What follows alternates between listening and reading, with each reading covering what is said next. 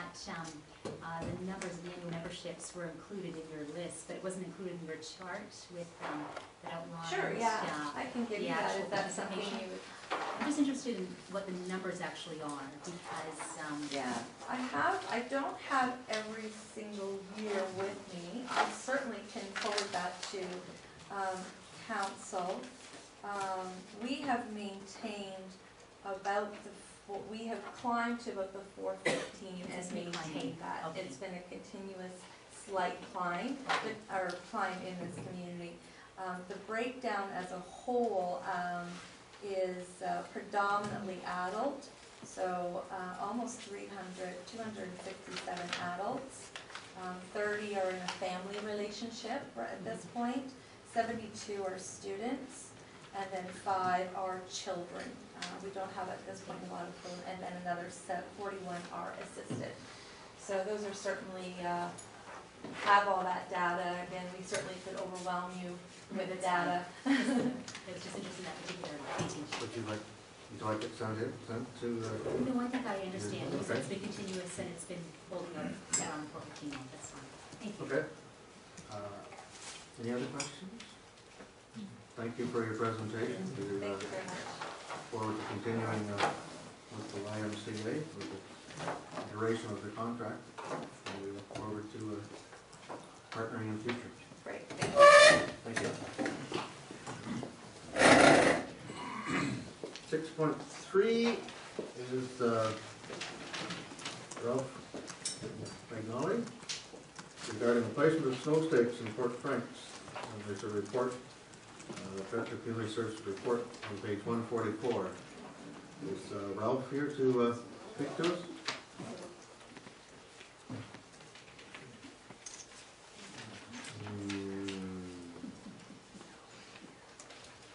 We don't usually have two groups that don't show up. Okay. We have to wait till 7:40 to start the other one that's at, so we'll on to correspondence. There's correspondence from John Howard, Advanced Drive Road Conditions. Councillor Bonsfield.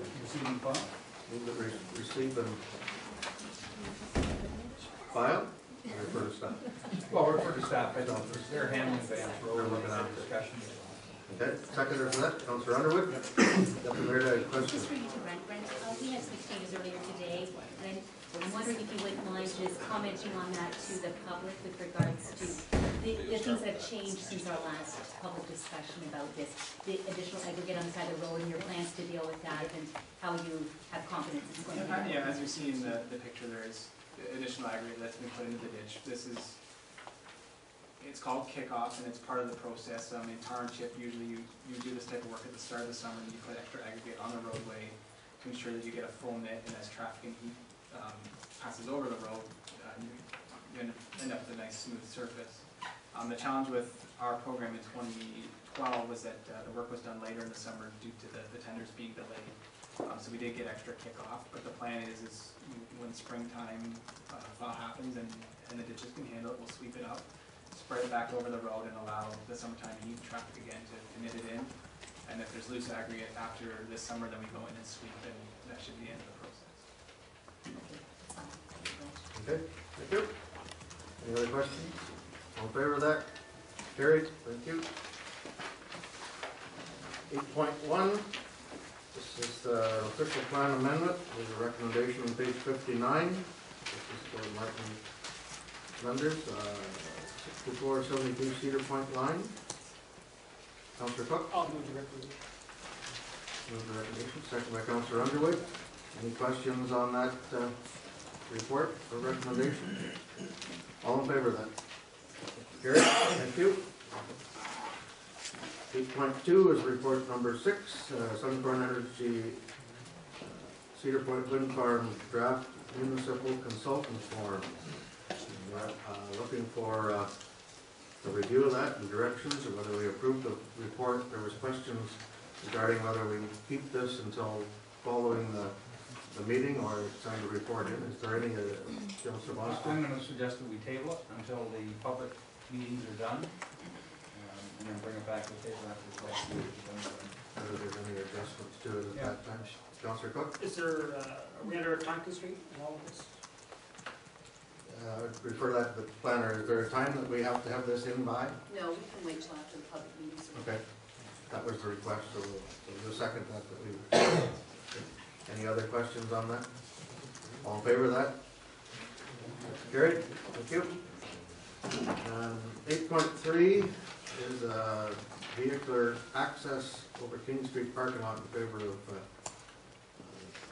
Eddie Ho's on 25 Main Street West, Grand Bend. This is to go into the back of the property, and there's a report there. Councillor I'm Wonston? going to move the recommendation on the report.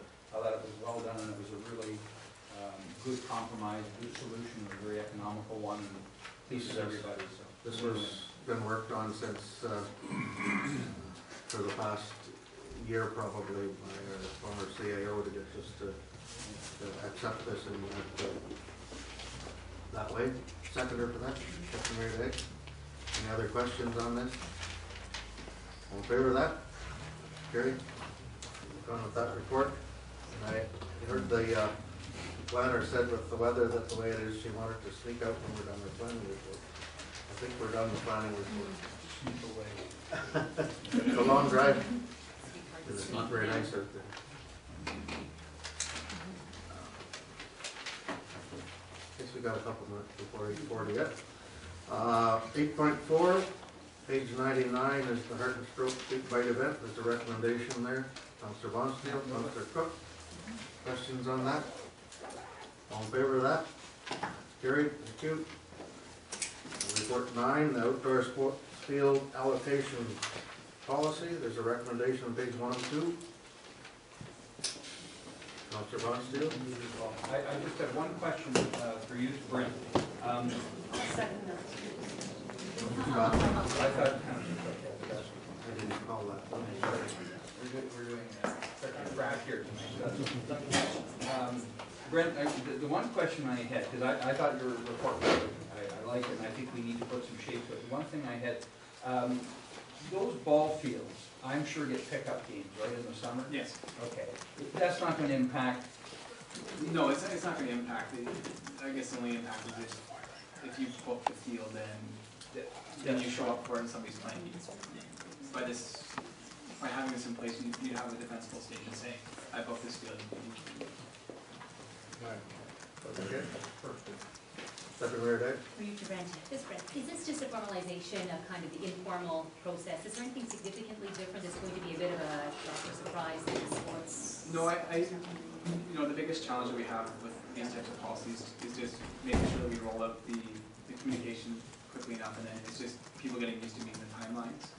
And anytime we have a new policy in the first year, we're always flexible. And so we'll be, because we're gonna roll it out now, probably in February, and some deadlines are coming up in March and April, we'll be very flexible with those deadlines, and then we'll move through it this year and work with most of the users. Most of the users understand the requirements, and like you say, it's just formalizing it.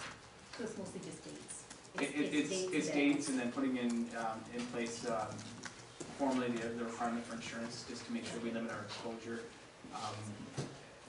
And again, having a process where we know where people are actually going to be showing up to the fields to use them, and then we can have them dressed, we can have them ready.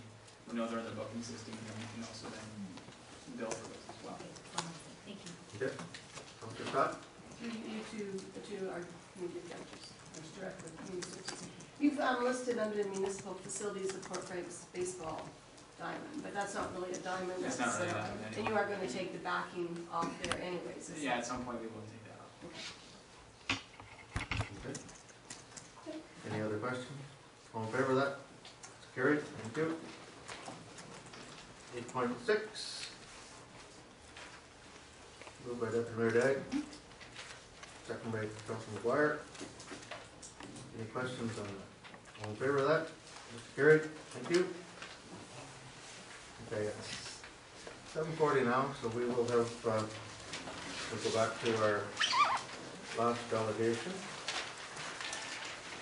Sharon, the Grand Bend Community Association.